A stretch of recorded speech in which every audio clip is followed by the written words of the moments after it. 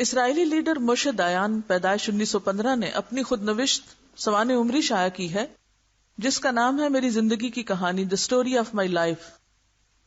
اسرائیل کے سابق وزیر جنگ نے اپنے حالات کے ذیل میں عربوں کا تذکرہ کرتے ہوئے لکھا ہے، غیر متحد عرب جو ہر چھوٹے بڑے مسئلے پر ایک دوسرے سے لڑتے رہتے ہیں اسرائیل کے لیے کوئی خطرہ نہیں بن سکتے۔ اور یہ بالکل وہی کہانی ہے جو نبی صلی اللہ علیہ وسلم کی آمد سے پہلے عربوں کی کہانی تھی۔ اگر آپ نے تھوڑی سی بھی ہسٹری پڑھی تو آپ کو یاد ہوگا کہ مدینہ میں کون رہتے تھے؟ یہود تھے نا مدینہ میں، اور مدینہ یہود کا اصل وطن نہیں تھا۔ ان کا اصل وطن کون سا تھا؟ بنی اسرائیل کی تاریخ پڑھی ہے؟ کس کی اولاد ہے؟ یعقوب علیہ السلام کی۔ تو فلسطین اور کنعان ان کا اصل وطن تھا، ٹھیک ہے؟ تو مدینہ تو نہیں تھا۔ یہ تو جب وہ مار پٹائی ہوئی ان کی تتر بتر ہو کے تو کچھ قبائل یہاں آ کے بسے تھے، لیکن یہاں آ کر انہوں نے مدینہ کی ساری اقتصادیات پر قبضہ کر لیا تھا۔ ہاں، وجہ کیا تھی اس کے پیچھے؟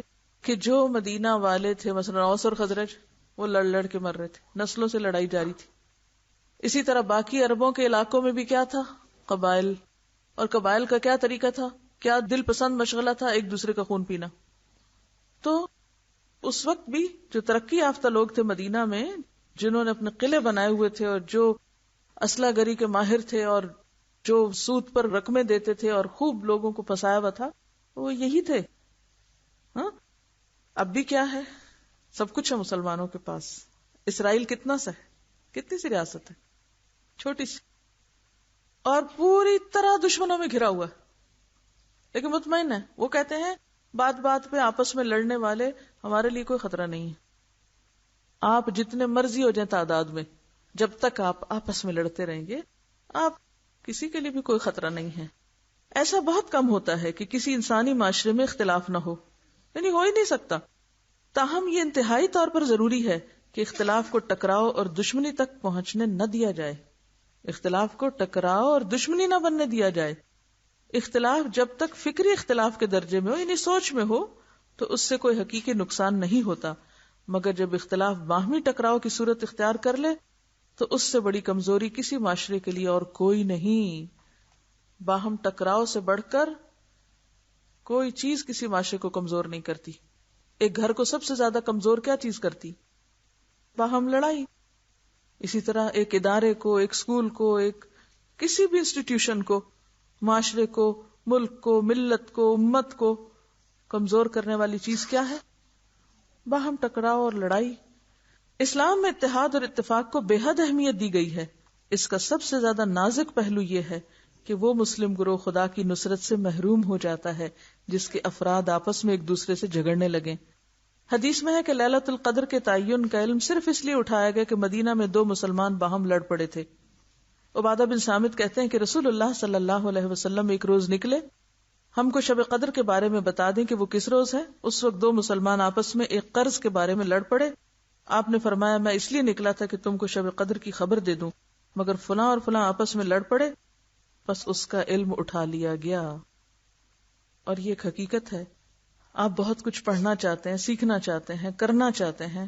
پرسنلی میرے ساتھ کئی دفعہ ایسا ہوتا ہے کہ میں پڑھنے کے لیے بالکل تیار بیٹھی ہوتی ہوں کہ میں پڑھوں، بیٹھ کے کچھ سیکھوں اور پھر دوسروں کو سکھاؤں، جبکہ اللہ نے ایک موقع بھی دیا ہوا ہے کہ اچانک کوئی فون آ جاتا ہے، کہیں میاں بیوی کی لڑائی ہے اور کہیں کسی ادارے میں لوگ جھگڑ رہے ہیں اور کہیں کچھ، یعنی اکثر اسی قسم مسئلے مسائل جو میرے پاس آتے ہیں کم از کم اس کا 90% یہی ہوتا ہے لوگوں کے آپس کے اختلافات اور لڑائیاں جھگڑے۔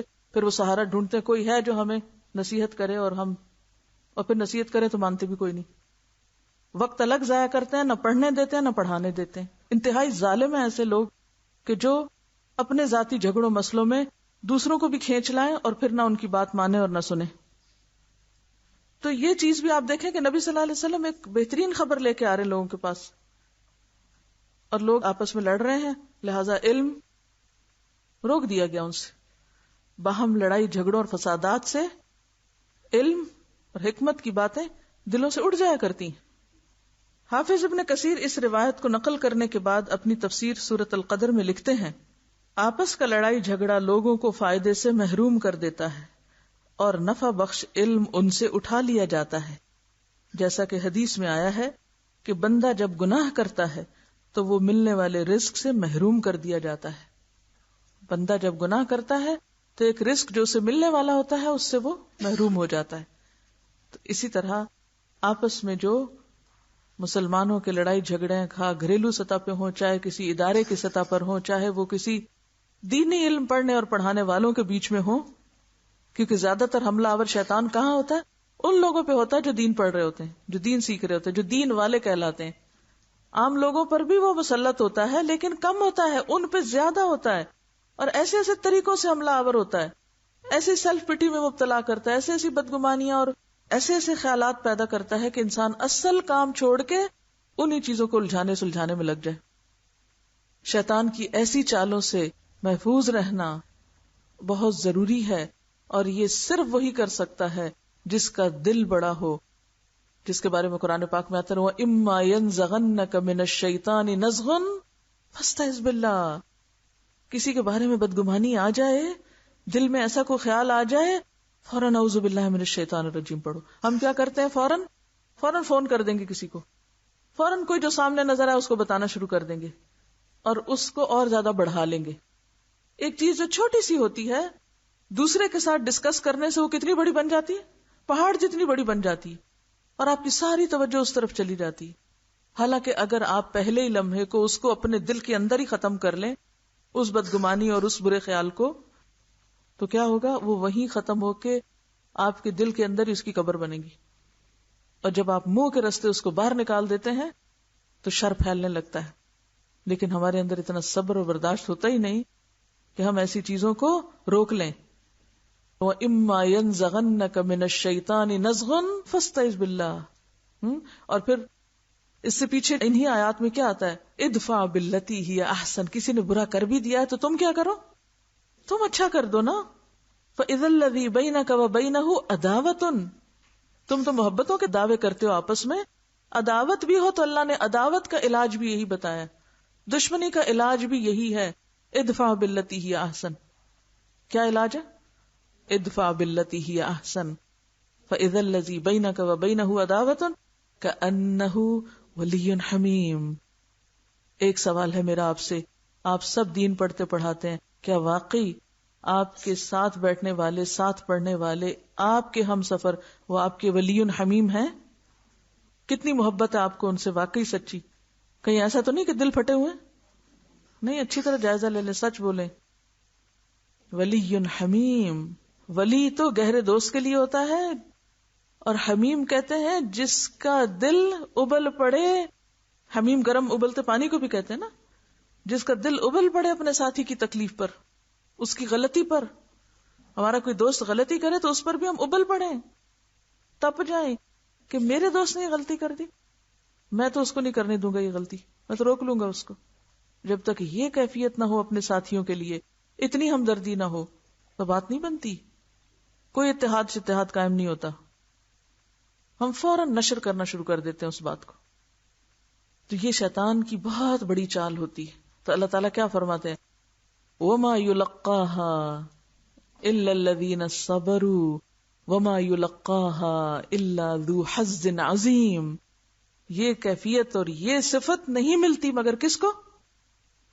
صبر کرنے والوں کو، روک لینے والوں کو. بس دل کی بات ادھر ہی چھوڑو، مت بولو کسی سے، مت ڈسکس کرو، کیونکہ جب ہم ڈسکس کرتے ہیں نا شیطان اور زیادہ پھر اسی چیز کو بڑھانا شروع کر دیتا ہے. وما یلقاها الا ذو حظ عظیم. یہ ہیں بڑے خوش قسمت لوگ، اصل خوش قسمتی ان کی ہے. ومن احسن قولا ممن دعا الى اللہ وعمل صالحا. اس سے اچھی کس کی بات ہے جو خود بھی اچھے کام کرے اور دوسروں کو بھی اللہ کی طرف بلائے. آپ سب کا یہی مشن ہے نا، ہم بھی اچھے بن جائیں اور دوسرے لوگوں کو بھی اچھا بنا دیں. آپ سب کے یہاں آنے، بیٹھنے، دین پڑھنے، سیکھنے، سکھانے کا ایک ہی مقصد ہے کہ خود بھی اچھے بن جائیں اور دوسروں کو بھی اللہ سے جوڑ دیں. یہ ہر وقت دعوے کرتے رہتے ہیں نا. اگر کوئی پوچھے یہاں کیوں آئی ہیں آپ، کیوں پڑھ رہی ہیں، تو یہی آپ بتائیں گے نا اس کو کہ میرا دل چاہتا ہے میں اور اچھی ہو جاؤں، کچھ اور سیکھ لوں، لوگوں کو بھی سکھانے کا کوئی اور طریقہ پتہ چل جائے. تو اللہ تعالیٰ فرماتے ہیں یہ سب سے اچھا کام ہے زندگی کا جس کی یہ نیت اور یہ ارادہ ہے. وَعَمِلَ صَالِحًا. اور وہ اچھے نیکی کے کاموں میں آگے بڑھے. نیک کام کرے، وقال اننی من المسلمین، اور وہ کہے کہ میں مسلمانوں میں سے ہوں، فرما بردار ہوں اللہ کا. ولا تستوی الحسنۃ ولا السیئۃ، لیکن جو ہی آپ یہ دعویٰ کرتے ہیں اللہ آپ کو آزما لیتا ہے.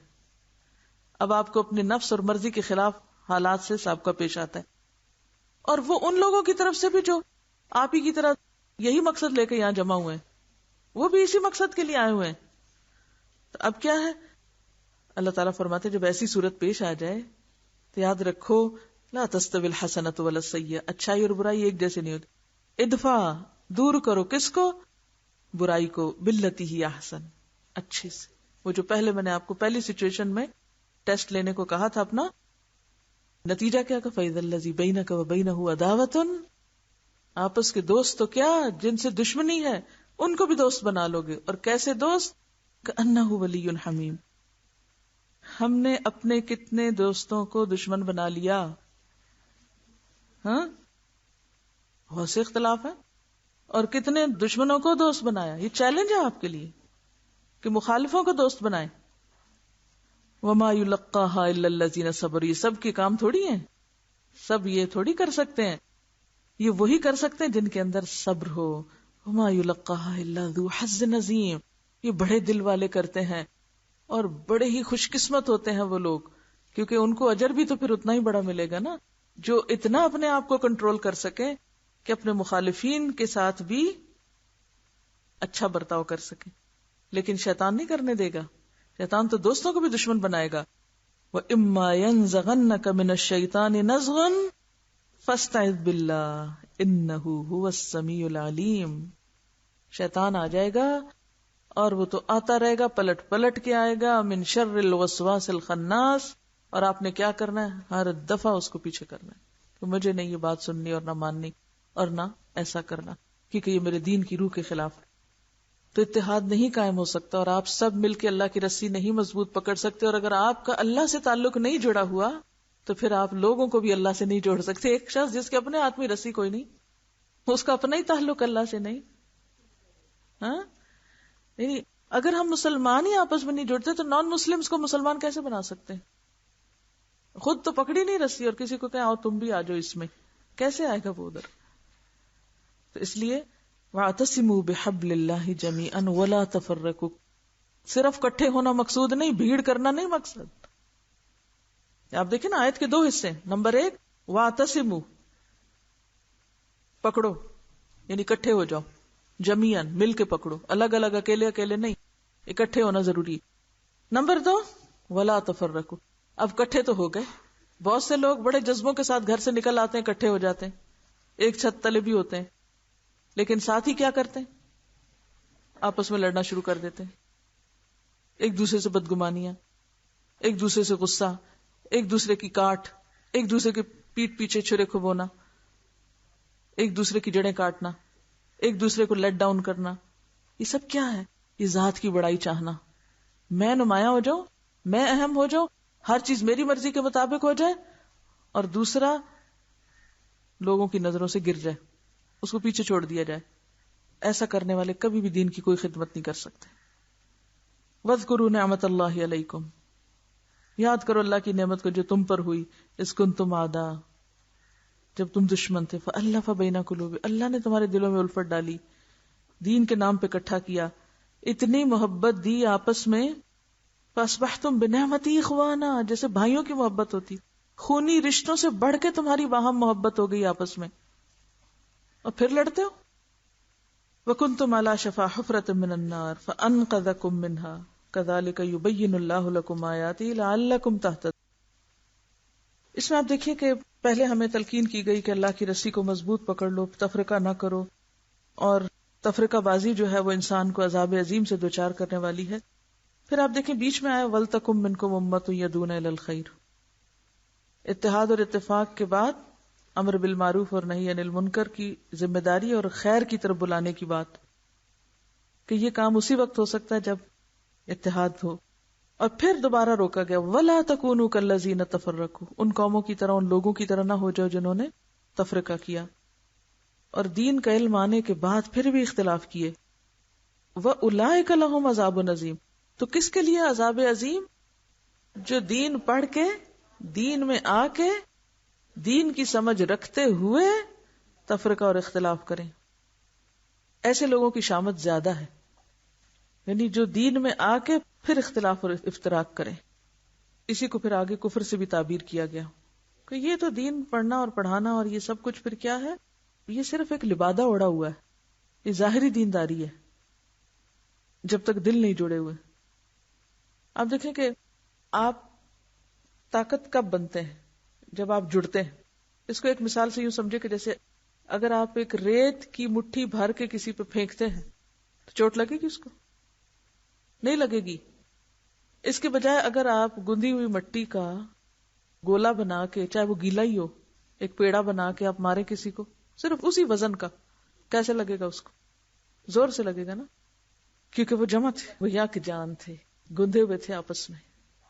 آپ تھوڑے بھی ہوں، کم بھی ہوں، اگر آپ یک جان ہیں نا، ایک دوسرے کے ساتھ جڑے ہوئے ہیں، جمے ہوئے ہیں، ایک دوسرے کو پہچانتے ہیں، ایک دوسرے کی عزت کرتے ہیں، ایک دوسرے میں دلچسپی لیتے ہیں. کیونکہ ایک اور مسئلہ یہ خود پرستی کا کیا ہے کہ ہم صرف اپنی ذات سے غرض ہے، ہمیں دوسرے میں دلچسپی کوئی نہیں ہوتی. کون کیا ہے ہمیں کیا پرواہ، ہوگا کوئی، ہماری اپنی ایک شان ہے، ہمارا اپنا ایک مقام ہے. ہم کیوں تکلیف گوارا کریں یہ جانے کہ ہمارے ساتھ کون کیا کر رہا ہے، چاہے وہ بھی دین کی طرف نکلا ہو اور ہم بھی.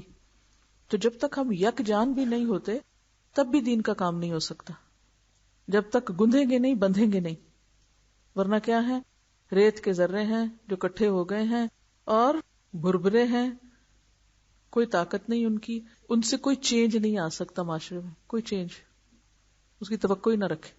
اور یہی وجہ کہ آپ دیکھیں کہ مسلمانوں نے جہاں جہاں اختلاف کیا ان کے اوپر شامتیں آئیں. عذاب عظیم صرف آخرت کا نہیں، دنیا میں بھی آیا. بغداد کی سلطنت کیوں تباہ ہوئی، اسپین سے مسلمان کیوں نکالے مارے گئے. پھر اسی طرح یہ لکھتے ہیں 15ویں صدی میں عرب تاجر جنوبی ہند کے ساحلی علاقوں کی تجارت پہ چھائے ہوئے تھے. اس زمانے میں ہندوستان اور بیرونی دنیا کے تمام بری اور بحری راستوں پر مسلمانوں کا قبضہ تھا. کیا تھا؟ ہندوستان اور بیرونی دنیا کے سارے بری بحری راستوں پہ مسلمانوں کا قبضہ تھا، ان کی ٹریڈ تھی، وہ ان کے ذریعے نہایت کامیاب تجارت کر رہے تھے. مگر 16ویں صدی کے آغاز سے تاریخ بدلنا شروع ہوئی. واسکو ڈی گاما نے یورپ اور ہندوستان کے درمیان بحری راستہ دریافت کیا. اس کے بعد پرتگالی تاجروں کے قافلے اس علاقے میں داخل ہونے لگے، یعنی یورپینز اس راستے سے ہندوستان میں داخل ہونے لگے. دھیرے دھیرے آہستہ آہستہ انہوں نے ہندوستان کی بیشتر ساحلی تجارت پہ قبضہ کر لیا اور مسلمانوں کو اپنی ہوشیاری سے اس علاقے کی تجارت سے بے دخل کر دیا. اس زمانے میں ہندوستان کے گرم مسالے بیرونی ملکوں میں بہت اچھی قیمت پہ فروخت ہوتے تھے. پرتگالی جہاز یہاں سے سیاہ مرچ، دارچینی، لونگ، جلوتری وغیرہ قیمتی پیداوار اپنے جہازوں میں بھر بھر کر لے جانے لگے اور مسلمانوں کے پاس صرف ڈلی اور ناریل کی معمولی تجارت رہ گئی. مسلمان صرف انہی چیزوں کی تجارت کر سکتے تھے جن کو پرتگالی لائق اعتنا نہ سمجھتے، نہیں کنڈم کر دیتے تھے کہ یہ ہماری ضرورت نہیں، تو پھر مسلمان ان کو استعمال کرتے. تاہم اہم اور فائدہ بخش چیزوں کی تجارت پرتگالیوں نے اپنے قبضے میں لے رکھی تھی. پرتگالیوں نے اپنی ہوشیاری سے ساحلی راجاؤں کو اپنا مطیع بنا کر بندرگاہوں پہ قبضہ کر لیا. اسی طرح ملاکا، اشی، وناسری وغیرہ خشکی کے راستے انہوں نے عربوں کے لیے بند کر دیے، حتیٰ کہ ان کے امان اور ان کے اجازت نامے کے بغیر کوئی اس علاقے میں بحری سفر نہیں کر سکتا تھا. مسلمانوں کی معمولی تجارت بھی پرتگالی جہازوں کے ذریعے ہوتی. مسلمانوں کی تجارتی کامیابیوں کے جلو میں اس علاقے میں اسلام تیزی سے پھیلنے لگا تھا، یعنی مسلمان تاجروں نے آ کر تیزی سے اسلام پھیلایا تھا. خصوصاً ساحلی علاقے بہت بڑے پیمانے پر اسلام کی تبلیغ کا مرکز بن گئے تھے. عین اس وقت اس علاقے کی سیاست اور اقتصادیات پر پرتگالیوں کا قبضہ ہو گیا. نتیجہ یہ ہوا کہ تمام اسلامی سرگرمیاں ٹھپ ہو گئیں. ظاہر تاجر تجارت کرتا ہے، اس کا انٹریکشن بھی لوگوں سے ہوتا ہے، وہ مال کماتا ہے، وہ مال بھی خرچ کرتا ہے لوگوں پر، تو اخلاق اور مال دونوں کے ذریعے اسلام پھیلتا ہے. تو جب آپ کے پیٹ میں کھانے کو کچھ نہیں، آپ کوئی کام کاج نہیں کرتے، آپ دوسروں کے آگے ہاتھ پھیلانے والے اور دوسروں کے فنڈز پہ جینے والے ہیں اور مقروض ہیں، تو آپ اسلام کی دعوت کے قابل تو نہیں ہے نا. بہرحال اسلام کی اشاعت کا کام رک گیا، ایک تاریخ بنتے بنتے رہ گئی. مسلمانوں کے اوپر پرتگالیوں کی فتح کا راز کیا تھا؟ اس کی سب سے بڑی وجہ یہ تھی کہ مسلمانوں میں نا اتفاقی پھیلی ہوئی تھی. جبکہ پرتگالی حد درجہ اتفاق اور اتحاد کے ساتھ کام کرتے تھے. سیاح زین الدین نے لکھا ہے پرتگالی بڑے ہوشیار، فریبی اور اپنی مصلحت کے بڑے ماہر ہیں. ضرورت کے وقت اپنے دشمنوں کی خوشامد کرنے میں بھی ان کو آر نہیں ہوتی. ان میں بڑا اتحاد ہے، ان میں بڑا اتحاد ہے. وہ اپنے سرداروں کے حکم سے کبھی سرتابی نہیں کرتے. یعنی اتحاد کا ایک اور ذریعہ کیا ہوتا ہے کہ جو آپ پر امیر ہو، بڑا ہو، اس کی بات مان لو چاہے مرضی کے خلاف ہو. اپنے دارالحکومت سے دوری کے باوجود ان میں کبھی اختلاف نہیں ہوتا. اپنے دارالحکومت سے دوری کے باوجود ان میں کبھی آپس میں اختلاف نہیں ہوتا. آج تک یہ سننے میں نہیں آیا کہ انہوں نے اقتدار کے حصول کے لیے اپنے کسی بڑے آدمی کو قتل کیا ہو. ہمارے یہاں تو کیا ہوتا ہے، اور برے صغیر میں بھی کیا ہو رہا تھا، اپنے بھائی کو قتل کر کے باپ بیٹے کو، بیٹا باپ کو، کرسی کی خاطر کتنی جنگیں ہوئی ہیں، کتنے قتل و غارت ہوئی ہے. یہی وجہ ہے کہ تعداد کی کمی کے باوجود وہ مالا بار وغیرہ کے راجاؤں کو اپنا مطیع بنانے میں کامیاب ہو گئے. اس کے برعکس مسلمانوں کا یہ حال ہے کہ ان کی فوج اور ان کے سرداروں میں بہت اختلاف ہے. ان کا حصول اقتدار کا جذبہ اتنا بڑا ہوا ہے، حصول اقتدار کا جذبہ یعنی کرسی پہ قبضہ کرو کسی طرح، یہ اتنا زیادہ ان کے اندر یہ جذبہ کہ اس کی خاطر وہ باہم ایک دوسرے کو قتل کرنے سے بھی نہیں چوکتے. یعنی بڑا بننے کی خواہش اس حد تک زیادہ ہے، عہدے حاصل کرنے کی خواہش اس حد تک زیادہ ہے کہ اگر اس کے لیے کسی کو اخلاقی طور پہ مارنا پڑے وہ تو دور کی بات، جان بھی اس کی لینی پڑے تو لینے سے نہیں چوکتے. حالانکہ اسلام میں قتل کو کیا کہا گیا، کتنی شدت سے قتل کی مخالفت کی گئی کہ ایک انسان کا قتل پوری انسانیت کی قتل. لیکن اس قرآن کو ماننے کے باوجود، اس دین کو ماننے کے باوجود اور دیندار کہلانے کے باوجود ہم ایسی بد اخلاقی سے باز نہیں آتے. کامیابی کہاں سے ہو سکتی ہے؟ تو اگر ان حالات میں ہم یہ سمجھتے کہ ہمارے معاشرے کے اندر کوئی اسلامی حکومت قائم ہو جائے گی، تو بات یہ ہے کہ جب تک گراؤنڈ پریپیئر نہ ہو، جب تک آپس میں اتفاق، اتحاد اور محبت، اور پھر یہ سب اختلاف کے باوجود، یہ نہیں ہو سکتا کہ کوئی دو انسان بھی 100% ہر بات پہ ایک دوسرے سے متفق ہو. یہ انسانی نفسیات کے خلاف ہے. بے شمار مواقع پر ایسا ہوا ہے کہ بڑے بڑے فقہاء اور علماء اور ان کے شاگرد باہم ایک مسئلے میں اختلاف کرتے ہوئے نظر آتے ہیں. یعنی حتیٰ کہ کہیں اتفاق ہوتا نظر نہیں آتا. یہ اختلاف کیا ایک دوسرے کی ضد دعوت میں تھا؟ نہیں، یہ وسعت تھی، ذہنی وسعت، کہ ایک تصویر کے کئی رخ دیکھو، مختلف چیزوں کو دیکھو. ہر انسان کو اللہ نے اور طرح کی نظر دی ہے. جب ایک ہی مسئلے کے اوپر 10 رائے آئیں گی، 10 چیزیں سوچی جائیں گی، تو کتنی وسعت ہو جائے گی، اس میں کتنی بہتر چیز پھر سامنے آ سکتی ہے.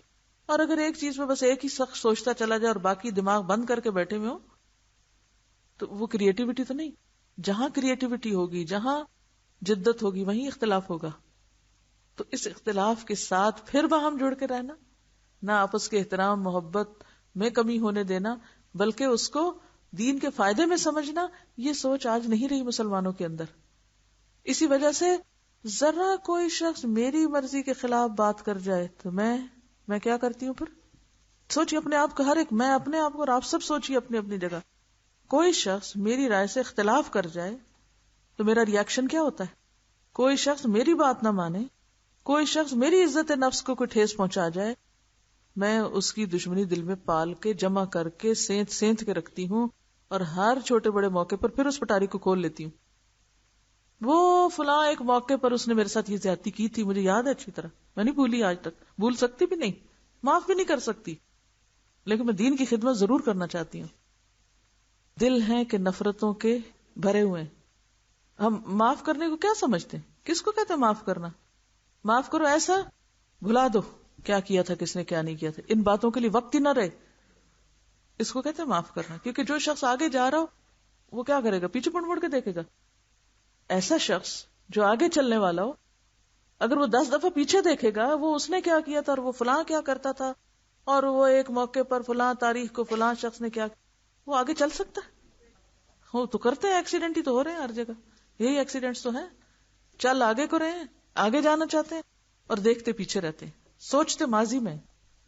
تو جو مستقبل میں سوچ نہ سکے وہ مستقبل کے لیے پریپیئر کیسے ہو سکتا ہے، اس کو پا کیسے سکتا ہے؟ تو یہ ہماری بہت بڑی مشکل ہے، جس سے اگر ہم نہیں نکلے تو یہ کام نہیں ہو سکتا جو آپ کرنا چاہتے ہیں، اور آپ اس نتیجے کو نہیں پہنچ سکتے جس کو آپ مفلحون کا درجہ کہتے ہیں. آپ دیکھیے کتنا سخت آیت ہے یہ، وَلَا تَكُونُوا كَالَّذِينَ تَفَرَّقُوا وَاخْتَلَفُوا. لا تکونو، بالکل نہیں کر سکتے تم یہ کہ آپس میں تفرقے بازی کرو اور اختلاف کرو جبکہ تمہارے پاس دین آ چکا. اگر ایسا کیا اولئک لہم عذاب عظیم، تو تیار ہو جو پھر شامت کے لیے. یہ معمولی آیت نہیں ہے. یہ کس کو خطاب ہے بتائیے مجھے؟ یا ایھا الذین آمنو، یہ سب ایمان والوں کی بات ہو رہی ہے. یہ سب کس کی بات ہو رہی ہے؟ براہ راست ایمان والوں سے خطاب ہے. کیا؟ اتقوا اللہ واعتصموا ولا تفرقوا واذکروا ولتکن، اور پھر ولا تکونوا کالذین تفرقوا واختلفوا. یہ ہم سے کہا جا رہا ہے اور ہمیں کہا جا رہا ہے اگر تم باز نہ آئے تو تم کو کیا ملے گا؟ اولئک لہم عذاب عظیم. ہم سمجھتے ہیں ہم تو ایمان والے ہیں، ہمارے لیے کہاں عذاب عظیم؟ ہم تو اتنے اچھے اچھے کام کر رہے ہیں، اتنے بڑے درس دیتے ہیں، ہفتے میں کوئی دن خالی نہیں میرا درس سے. لیکن دل کو پرکھنے کا کبھی مہلت ہی نہیں، اپنے جائزے کی ضرورت ہی نہیں. تو یہاں پر کیا کہا جا رہا ہے؟ جو یہ کرے گا، جس نے ایسے کام کیے اور جس نے اختلاف کو جنم دیا اور تفرقہ بازی کی، خواہ وہ دین کے کام میں کرے، اولئک لہم عذاب عظیم. یہ عذاب عظیم اس لیے بھی ہے کہ جو لوگ دین کے نام پہ اکٹھے ہو کے لڑیں جھگڑیں، ایک دوسرے کے احترام نہ کریں اور ایک دوسرے کے پیچھے اس کی جڑ کاٹیں، وہ ایسے نمونے پیش کرتے ہیں کہ جس سے لوگ دین کی طرف آنے کی بجائے دین سے بھاگ جاتے ہیں. آج لوگ مسلمان کیوں نہیں ہونا چاہتے؟ وہ کہتے ہیں قرآن پڑھتے ہیں تو سب ٹھیک نظر آتا ہے، مسلمانوں کو دیکھتے ہیں تو اسلام قبول کرنے کو دل نہیں چاہتا کہ ہم ان کے ساتھ شریک ہو، ان کے نام سے پہچانے جائیں، اس امت میں شامل ہو. غیر مسلموں کے سامنے دنیاوی مفادات ہوتے ہیں، یعنی ان کی دنیا کی محبت اتنی اسٹرانگ ہوتی ہے کہ اس کی خاطر وہ اتحاد کر لیتے ہیں. لیکن ہمارے اللہ سے محبت کے دعوے اتنے جھوٹے ہوتے ہیں کہ اس کی وجہ سے ہم ان لوگوں سے محبت نہیں کر سکتے جو اللہ کے راستے میں نکلے ہوئے ہوتے ہیں. یہ جھوٹا دعویٰ ہوتا ہے اللہ سے ہم بڑی محبت کرتے ہیں. جو اللہ سے محبت کرتا ہے وہ لازماً اللہ کے ان بندوں سے بھی محبت کرتا ہے جو اس سے محبت کرتے ہیں. اللہم ارزقنی حبک وحب من یحبک. اللہ سے محبت کا رستہ کہاں سے ہو کے جاتا ہے؟ بندوں کی محبت سے. اللہ سے محبت کا رستہ یہ نہیں کہ آپ یہاں زمین سے اٹھ کے تو کہیں وہ فضا میں معلق ہوں گے تو پھر آپ کو اللہ کی محبت ملے گی. بندوں کے اندر سے جاتا ہے. جو بندوں سے محبت نہیں کر سکتا اس کا اللہ سے محبت کا دعویٰ جھوٹا ہے. اب آپ دیکھیے کہ اللہ تعالیٰ ایسے ہی لوگوں کے لیے، یہ سب امت مسلمہ کی باتیں، سب سے پہلے تو آپ کو یہ یقین ضروری ہے کہ یہ سب ایمان والوں کے اوپر بات ہو رہی ہے، کسی دوسرے تیسرے کی نہیں. قیامت کے دن کچھ لوگوں کے چہرے روشن ہوں گے اور ایسے ہی لوگوں میں سے کچھ لوگ روح سیاہ ہوں گے، سیاہ چہروں والے ہوں گے. یہ کافروں اور مسلمانوں کی بات نہیں ہو رہی ہے. کس کی ہو رہی ہے؟ اہل ایمان ہی کی بات ہو رہی ہے. فَأَمَّا الَّذِينَ اسْوَدَّتْ وُجُوهُهُمْ أَكَفَرْتُمْ بَعْدَ إِيمَانِكُمْ أَكَفَرْتُمْ بَعْدَ إِيمَانِكُمْ. یہاں کفر کس کو کہا جا رہا ہے؟ کیا ہے کفر؟ تفرقہ بازی ہے کفر. یہاں ایسے لوگوں کا ایمان ہی معتبر نہیں. فذوقوا العذاب، مزہ چکھو اب عذاب کا، چاہے یہ دنیا کا ہو چاہے آخرت کا. بما کنتم تکفرون، کیونکہ وجہ یہی تھی کہ تم کفر کرتے تھے یا تم کفر کرتے ہو. تم کفر کرتے ہو، آپس میں لڑتے جھگڑتے ہو، لہٰذا تم پہ تو سزا آنی چاہیے، تم پہ تو مصیبت پڑنی چاہیے، تمہاری تو پٹائی ہونی چاہیے. کتنی کھلی آیتیں ہیں، کوئی ہے شک ان میں؟ ہو رہا ہے نا، یہ سب نظر آ رہا ہے. فذوقوا العذاب بما کنتم تکفرون. جب تک اکٹھے نہیں ہوگے یہ عذاب نہیں اٹھے گا. ایک تو عذاب ہے نا وہ جو آپ کہیں گے اچھا وہ فلانی جگہ مسلمانوں کے ساتھ یہ ہو رہا، فلاں یہ سب باتیں ایک طرف رکھیں. اب آئیں پھر اپنی ان زندگیوں اور اس سرکل میں جو آپ کا اپنا ہے، آپ کا اپنا سرکل، آپ کے اپنے دوست، آپ کے وہ ساتھی جن کے ساتھ آپ دین کا کام کرتے ہیں، اس دائرے میں رہتے ہوئے آپ کس عذاب کا شکار ہیں، کس گھٹن، کس پریشانی اور کس بے چینی کا شکار ہیں.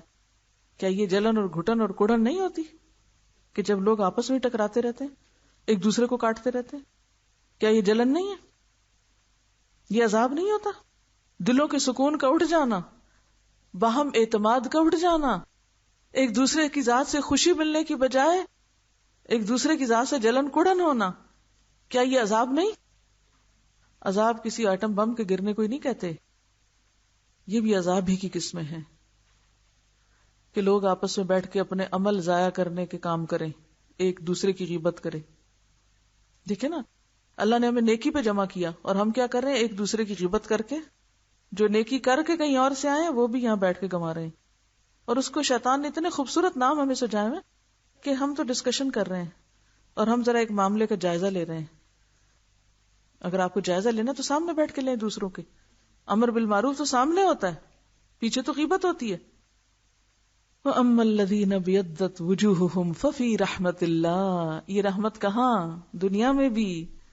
فَفِي رَحْمَةِ اللَّهِ، ایسے لوگ تو اللہ کی رحمتوں میں جیتے ہیں. روشن چہرے والے اتحاد اور اتفاق اور محبتوں سے رہنے، کیونکہ محبت کے اپنا ایک حسن ہوتا ہے. جن لوگوں کے دل میں دوسروں کے لیے محبت ہوتی ہے، دوسروں کے لیے جگہ ہوتی ہے، جن کے دلوں میں ان کے چہرے بھی کھلے ہوئے ہوتے ہیں.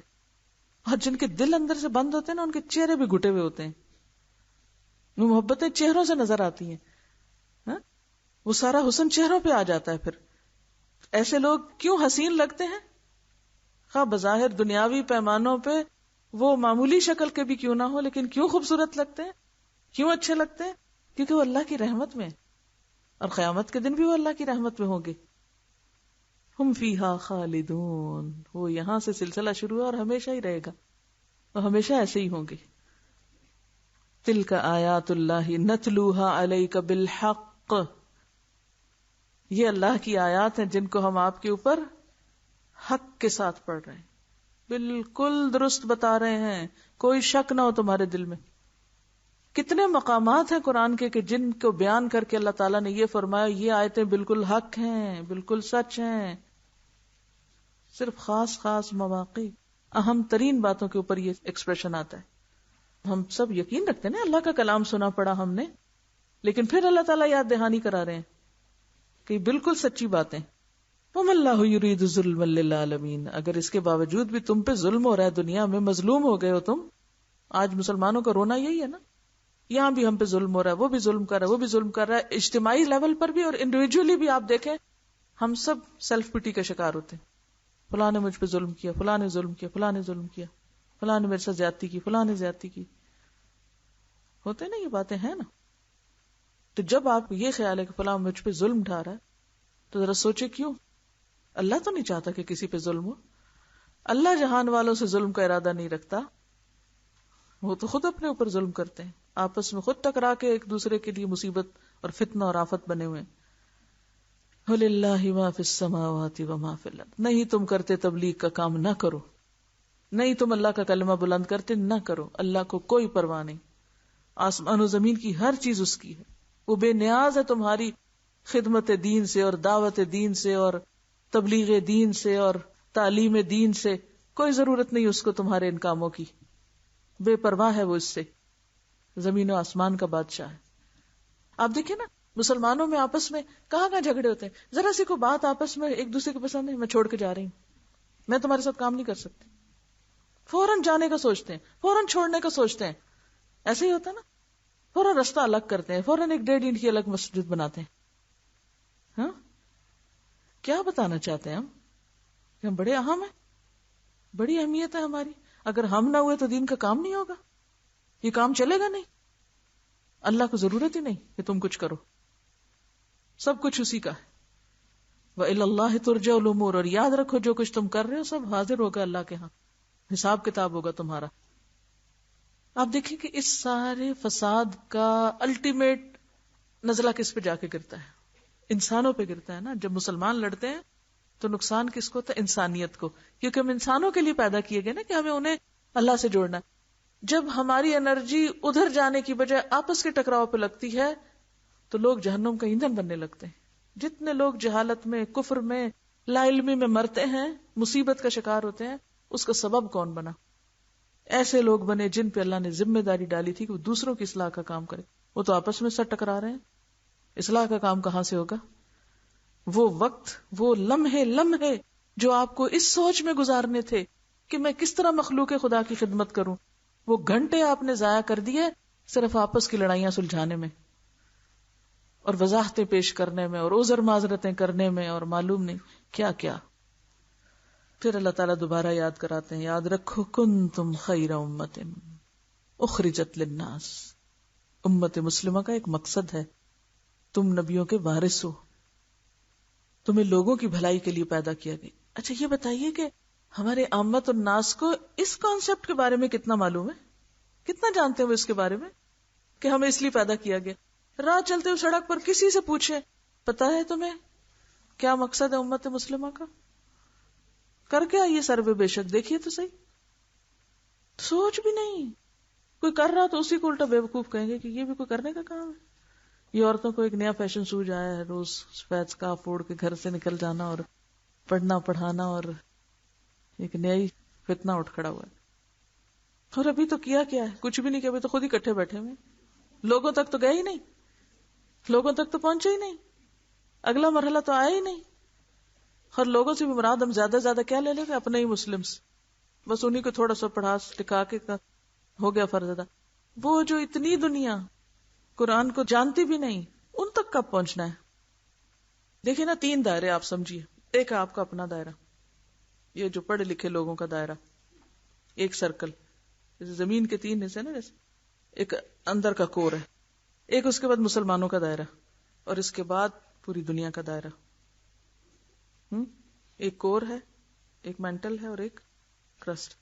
اب آپ دیکھیے، آپ تو کور میں ہی بیٹھے ہیں، اندر ہی چھپے بیٹھے ہیں، زیادہ سے زیادہ بھی نکلتے ہیں تو کہاں تک جاتے ہیں؟ مینٹل تک جاتے ہیں۔ اور جو اصل حصہ ہے زمین پہ انسانوں کا، جو ماسز ہیں، ان تک اسلام کا پیغام لے کے پہنچنے کی باری کب آئے گی کہ ہمارے اندر اتنی کمپیٹنس، اتنی قابلیت ہو کہ ہم اسلام کی حقانیت کو اس اللہ کی مخلوق کے سامنے پیش کر سکیں۔ صحابہ کرام نے کیا کیا تھا؟ وہ مدینہ کی گلیوں میں گم ہو گئے تھے، بحر ظلمات میں دوڑا دیے گھوڑے ہم نے، مشرق مغرب ہر طرف، اور آپ کو پتا ہے کیسی کیسی قربانیاں کی تھی، وہ تو ہم نے کبھی پڑھی نہیں، اس لیے ہمیں پتہ نہیں، لہٰذا ہم اگر ایک پتا بھی توڑ لیں تو لوگ ہم پہ ترس کھانے لگتے ہیں، کتنی قربانی بیچاری کر رہی ہے، صبح ناشتہ بھی نصیب نہیں ہوتا، اماں کے بھی آنسو ٹپ ٹپ گرتے ہیں، کیا ہو گیا بیٹی کو جنون، ناشتہ بھول گئی کرنا۔ کنتم خیر امت، کیا آپ امت میں ہیں؟ اگر آپ ہیں تو اخرجت للناس ہیں، پھر اخرجت للناس ہے، تأمرون بالمعروف وتنہون عن المنکر وتؤمنون باللہ۔ اب آپ دیکھیں، پہلے امر بالمعروف و نہی عن المنکر، پھر تؤمنون باللہ، کیونکہ ایمان باللہ پروو تب ہوگا، ایمان کی غیرت ثابت جب ہوگی جب تم اللہ کے حکم کے خلاف کوئی چیز دیکھو گے تو تڑپ اٹھو گے، نہیں یہ نہیں ہو سکتا، یہ نہیں کرنے دینا کسی کو۔ اور پھر اللہ تعالیٰ فرماتے وَلَوْ آمَنَ أَهْلُ الْكِتَابِ، پہلے کتاب والی امتیں اگر یہ کر لیتی تو ان کے حق میں اچھا تھا، انہوں نے تو کوئی نہیں کیا، بس تھوڑے ہی تھے کرنے والے ان میں سے، مِنْهُمُ الْمُؤْمِنُونَ وَأَكْثَرُهُمُ الْفَاسِقُونَ، وہ فاسق ہو گئے اس لیے نہ کر سکے۔ اور آج ہم بھی کیوں نہیں کر پا رہے؟ کیونکہ اطاعت کا راستہ چھوڑ دیا نا۔ وآخر دعوانا ان الحمد للہ رب العالمین، سبحانک اللہم وبحمدک، نشہد ان لا الہ الا انت، نستغفرک ونتوب الیک۔